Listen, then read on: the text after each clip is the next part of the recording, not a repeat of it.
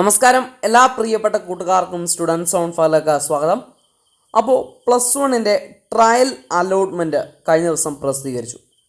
കൂട്ടുകാരൊക്കെ trial allotment check ചെയ്തിട്ടുണ്ട് എന്ന് വിശ്വസിക്കുന്നു. ചെക്ക് ചെയ്യാനുള്ള ലിങ്കും എങ്ങനെ ചെക്ക് ചെയ്യണമെന്നൊക്കെ കഴിഞ്ഞ ഒരു വീഡിയോ ഞാൻ കൃത്യമായിട്ട് നിങ്ങളോട് പറഞ്ഞിരുന്നതാണ്.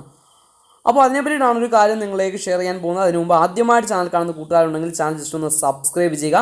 സബ്സ്ക്രൈബ് ചെയ്ത് കഴിഞ്ഞാൽ ഇങ്ങനെയുള്ള എഡ്യൂക്കേഷൻ അപ്ഡേറ്റുകളൊക്കെ നിങ്ങളുടെ മുമ്പിലേക്ക് കൃത്യമായിട്ട് എത്തുന്നതാണ്. അതുപോലെ വീഡിയോ ജസ്റ്റ് ഒന്ന് ലൈക്ക് ചെയ്ത് ജസ്റ്റ് ഒന്ന് സപ്പോർട്ട് ചെയ്ത് ജസ്റ്റ് ഒന്ന് ലൈക്ക് ചെയ്യുക.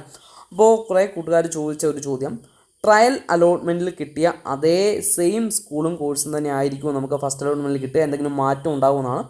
അപ്പോൾ ഒരു 99% നമുക്ക് ട്രയലിൽ കിട്ടിയ അതേ സ്ഥലത്ത് തന്നെ ആയിരിക്കും നമുക്ക് ഫസ്റ്റ് അലോട്ട്മെൻറ്റിൽ അഡ്മിഷൻ ലഭിക്കുക.